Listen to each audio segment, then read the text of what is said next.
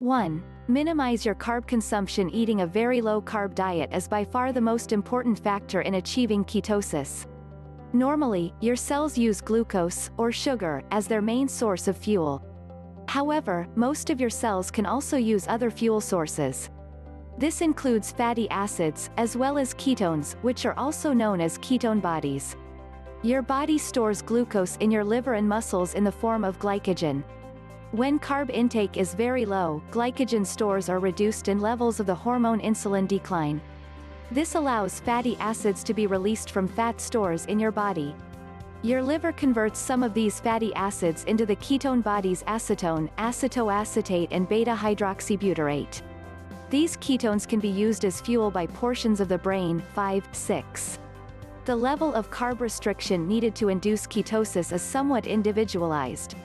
Some people need to limit net carbs, total carbs minus fiber, to 20 grams per day, while others can achieve ketosis while eating twice this amount or more.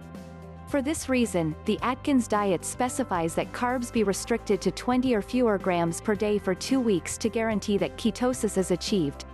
After this point, small amounts of carbs can be added back to your diet very gradually, as long as ketosis is maintained. In a 1-week study, overweight people with type 2 diabetes who limited carb intake to 21 or fewer grams per day experienced daily urinary ketone excretion levels that were 27 times higher than their baseline levels. 7. In another study, adults with type 2 diabetes were allowed 20 to 50 grams of digestible carbs per day, depending on the number of grams that allowed them to maintain blood ketone levels within a target range of 0.5 to 3.0 mmol, L8. These carb and ketone ranges are advised for people who want to get into ketosis to promote weight loss, control blood sugar levels or reduce heart disease risk factors. In contrast, therapeutic ketogenic diets used for epilepsy or as experimental cancer therapy often restrict carbs to fewer than 5% of calories or fewer than 15 grams per day to further drive up ketone levels. 9, 10. However, anyone using the diet for therapeutic purposes should only do so under the supervision of a medical professional. Bottom line, limiting your carb intake to 20 to 50 net grams per day lowers blood sugar and insulin levels, leading to the release of stored fatty acids that your liver converts into ketones. 2. Include coconut oil in your diet. Eating coconut oil can help you get into ketosis. It contains fats called medium-chain triglycerides, MCTs. Unlike most fats, MCTs are rapidly absorbed and taken directly to the liver, where they can be used immediately for energy or converted into ketones. In fact, it's been suggested that consuming coconut oil may be one of the best ways to increase ketone levels in people with Alzheimer's disease and other nervous system disorders. 11. Although coconut oil contains 4 types of MCTs, 50% of its fat comes from the kind known as lauric acid. Some research suggests that fat sources with a higher percentage of lauric acid may produce a more sustained level of ketosis. This is because it's metabolized more gradually than other MCTs. 12, 13. MCTs have been used to induce ketosis in epileptic children without restricting carbs as drastically as the classic ketogenic diet. In fact, several studies have found that a high MCT diet containing 20% of calories from carbs produces effects similar to the classic ketogenic diet, which provides fewer than 5% of calories from carbs. 14, 15, 16. When adding coconut oil to your diet, it's a good idea to do so slowly to minimize digestive side effects like stomach cramping or diarrhea. Start with 1 teaspoon per day and work up to 2 to 3 tablespoons daily over the course of a week. You can find coconut oil at your local grocery store or purchase it online. Bottom line, consuming coconut oil provides your body with MCTs, which are quickly absorbed and converted into ketone bodies by your liver. 3. Ramp up your physical activity. A growing number of studies have found that being in ketosis may be beneficial for some types of athletic performance, including endurance exercise. 17, 18, 19, 20. In addition, being more active can help you get into ketosis. When you exercise, you deplete your body of its glycogen stores.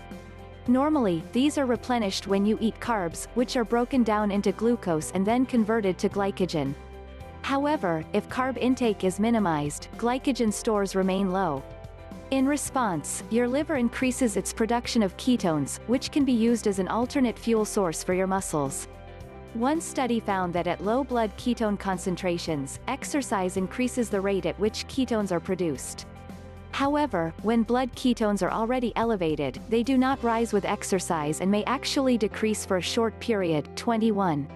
In addition, working out in a fasted state has been shown to drive up ketone levels. 22, 23. In a small study, 9 older women exercised either before or after a meal. Their blood ketone levels were 137 to 314% higher when they exercised before a meal than when they exercised after a meal. 23. Keep in mind that although exercise increases ketone production, it may take 1 to 4 weeks for your body to adapt to using ketones and fatty acids as primary fuels. During this time, physical performance may be reduced temporarily. 20. Bottom line, engaging in physical activity can increase ketone levels during carb restriction. This effect may be enhanced by working out in the fasted state. 4. Increase your healthy fat intake. Consuming plenty of healthy fat can boost your ketone levels and help you reach ketosis. Indeed, a very low-carb ketogenic diet not only minimizes carbs, but is also high in fat.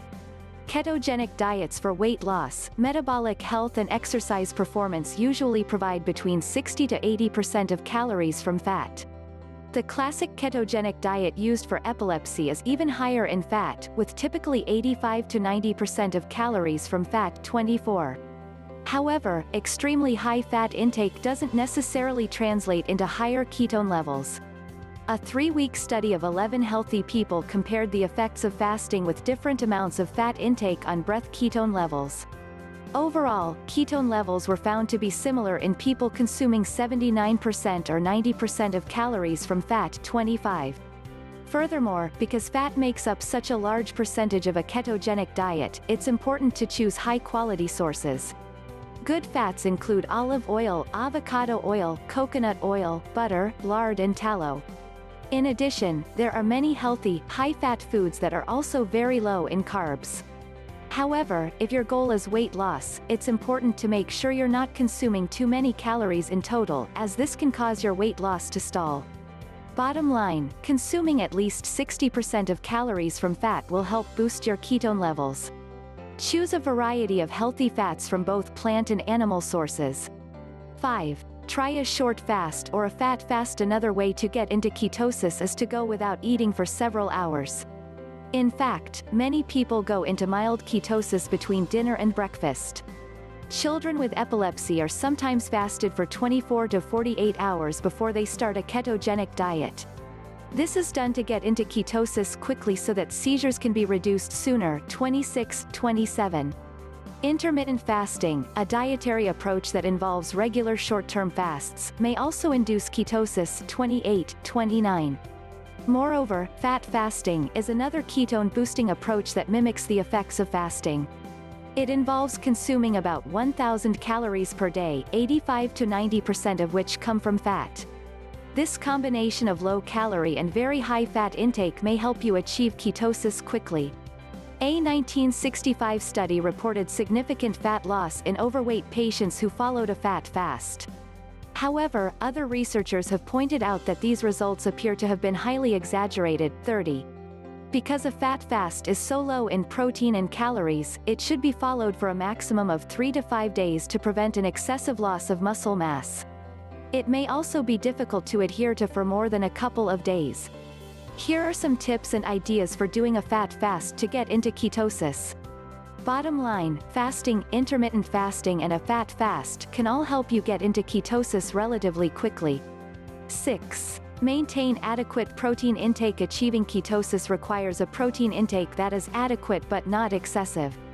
The classic ketogenic diet used in epilepsy patients is restricted in both carbs and protein to maximize ketone levels.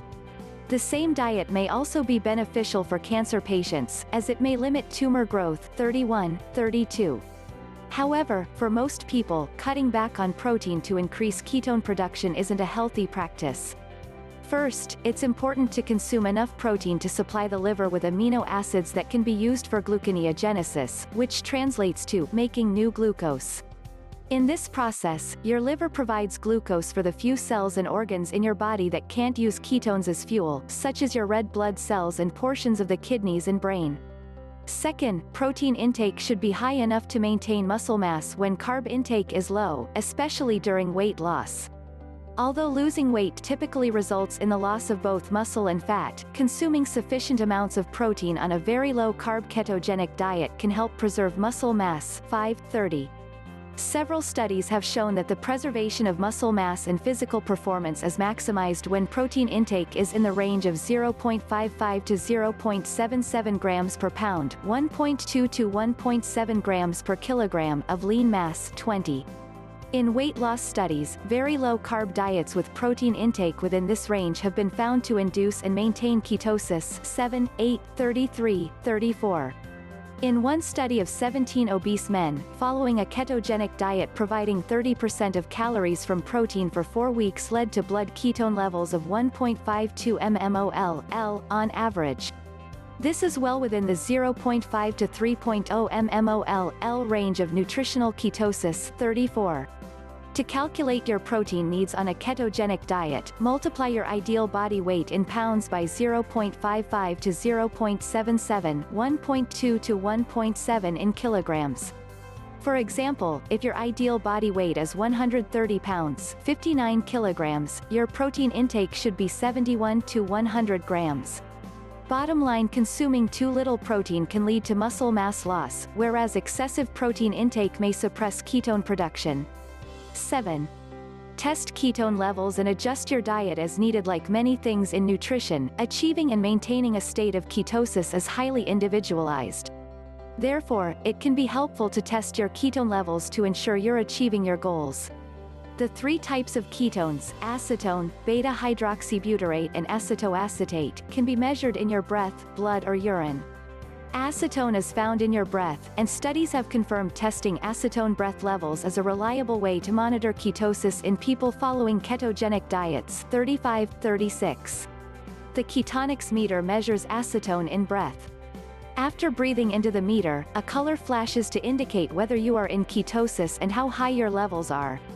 Ketones can also be measured with a blood ketone meter. Similar to the way a glucose meter works, a small drop of blood is placed on a strip that's inserted into the meter. It measures the amount of beta-hydroxybutyrate in your blood, and it has also been found to be a valid indicator of ketosis levels. 37. The disadvantage of measuring blood ketones is that the strips are very expensive. Lastly, the ketone measured in urine is acetoacetate. Ketone urine strips are dipped into urine and turn various shades of pink or purple depending on the level of ketones present. A darker color reflects higher ketone levels. Ketone urine strips are easy to use and fairly inexpensive. Although their accuracy in long-term use has been questioned, they should initially provide confirmation that you are in ketosis. A recent study found that urinary ketones tend to be highest in the early morning and after dinner on a ketogenic diet. 38. Using one or more of these methods to test ketones can help you determine whether you need to make any adjustments to get into ketosis.